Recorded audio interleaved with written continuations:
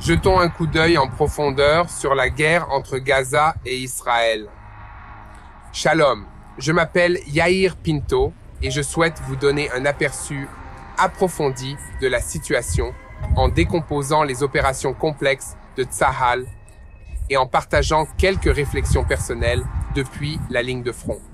Entrons dans le vif du sujet. Beaucoup d'entre vous ne connaissent peut-être pas la géographie. Commençons par un rapide aperçu de la carte. Gaza est divisée en 3 zones principales où les divisions de Tsahal opèrent activement. La première division commande le nord, s'attaquant au terrorisme et démantelant les structures laissées après nos premières opérations.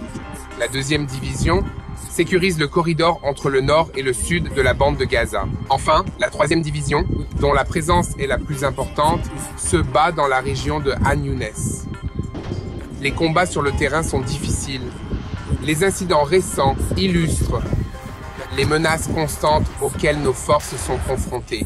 Parlons maintenant de la destruction des infrastructures terroristes. Nous avons réussi à cibler la division des camps centraux du Hamas qui contrôlait la ville de Gaza. L'infrastructure de cette division, à la fois au-dessus et au-dessous du sol, comprenait des ateliers et des usines d'armement. Le démantèlement de cette infrastructure a nécessité des opérations terrestres en raison de la complexité des tunnels terroristes souterrains du Hamas. À Han Younes, où mon unité est stationnée, notre division opère avec la plus grande force.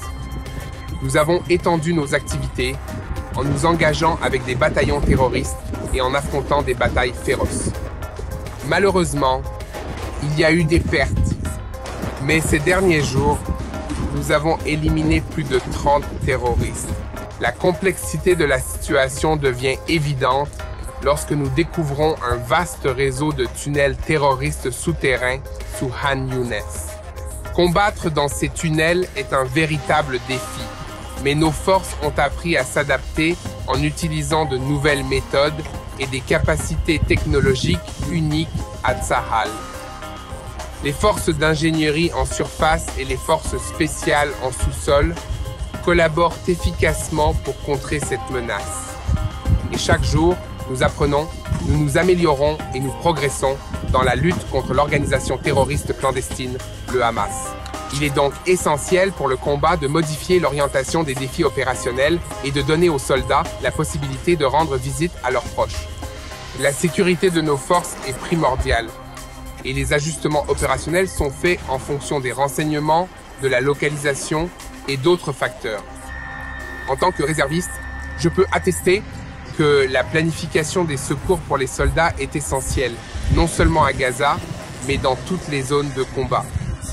Abordons maintenant la question sensible des otages. Tsahal donne la priorité aux efforts de renseignement afin de recueillir des informations à tout moment.